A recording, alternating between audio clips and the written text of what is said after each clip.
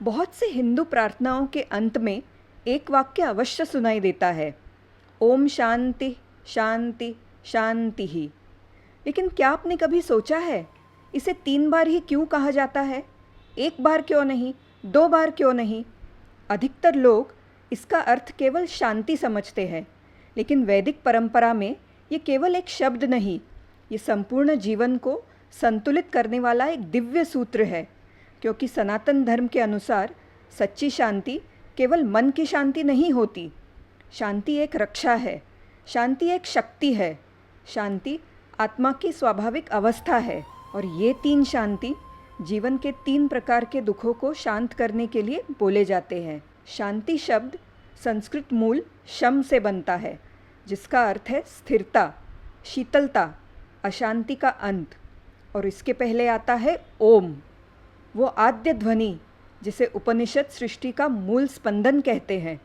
इसलिए जब हम कहते हैं ओम शांति शांति शांति ही, तो हम केवल थोड़ी देर की स्थिरता की प्रार्थना नहीं कर रहे होते, हम संपूर्ण अस्तित्व में संतुलन की कामना कर रहे होते हैं। बाहरी संसार में, प्रकृति की शक्तियों में और अपने भीतर भी।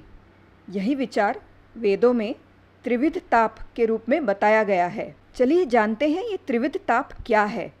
आदि भौतिक ताप, बाहरी संसार से मिलने वाला दुख।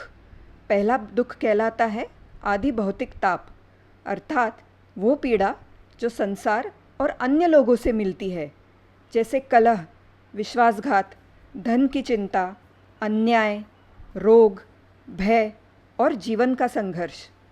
मनुष्य प्रतिदिन इन्हीं परिस्थितियों से जूझता है, इसलिए पहले शांति बाहरी संसार के लिए कही जाती है। ये प्रार्थना है, हे ईश्वर, मेरे आसपास शांति बनी रहे, समाज में शांति हो, परिवार में शांति हो, जीवन में संतुलन बना रहे। आदि दैविक ताप, प्रकृति और दैवी शक्तियों से मिलने वाला दुख। दूसरा दुख कहलाता है आदि दैविक ताप।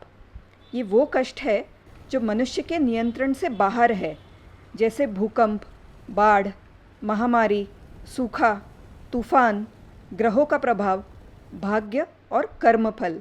ऋषियों ने समझा था कि मनुष्य प्रकृति से अलग नहीं है, हम इस विराट ब्रह्मांड का ही एक अंश है। और कभी कभी जीवन हमें उन शक्तियों से हिला देता है जिन्हें हम रोक नहीं सकते।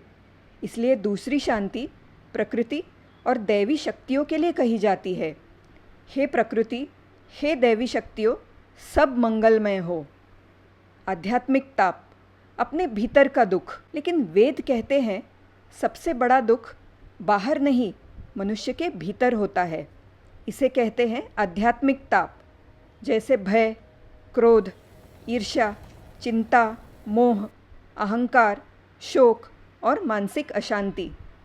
कई बार बाहर सब ठीक होता है, फिर भी मन अशांत रहता है, और इसलिए तीसरे शांति सबसे गहरी मानी गई है। ये आत्मा के लिए प्रार्थना है, मेरा मन शांत हो जाए, मेरी चेतना स्थिर हो जाए, क्योंकि सबसे महान शांति भीतर की शांति होती है। यजुर्वेद में एक अत्यंत दिव्य शांति मंत्र आता है, ओम देव शांतिर अंतरिक्षम शांति पृथ्वी शांतिरापः शांतिरोषधय शांति वनस्पतयेन शांति विश्वेश्वदेवाः शांतिर्ब्रह्म शांति सर्वं शांति शांतिरव शांति सामा शांतिरेधि ओम शांति शांति शांति। उसमें प्रार्थना की जाती है, आकाश में शांति हो, अंतरिक्ष में शांति हो, पृथ्वी पर शांति हो, जल में शांति हो, वनस्पतियों में शांति हो, देवताओं में शांति हो और संपूर्ण ब्रह्मांड में शांति हो। फिर अंत में कहा जाता है, ओम शांति शांति शांति ही। ये केवल काव्य नहीं है, ये संपूर्ण सृष्टि को एक परिवार मानने की दृष्टि है।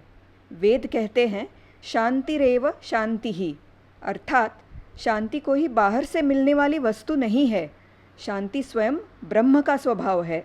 सनातन परंपरा में 3 संख्या पूर्णत्व का प्रतीक मानी जाती है, जैसे ब्रह्मा विष्णु महेश, भूत वर्तमान भविष्यकाल, शरीर मन और आत्मा, और जागृत स्वप्न और सुषुप्ति।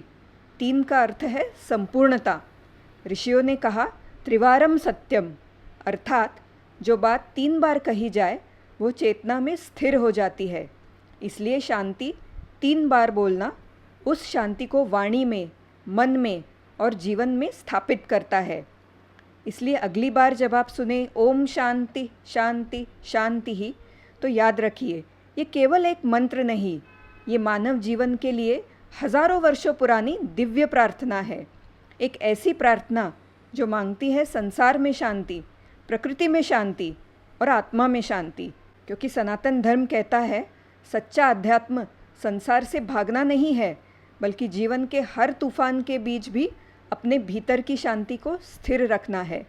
अगर ये वीडियो आपको अच्छा लगा हो तो लाइक ज़रूर करें और इसे शेयर करें और चैनल को सब्सक्राइब करें। ओम शांति शांति शांति ही। नमस्कार।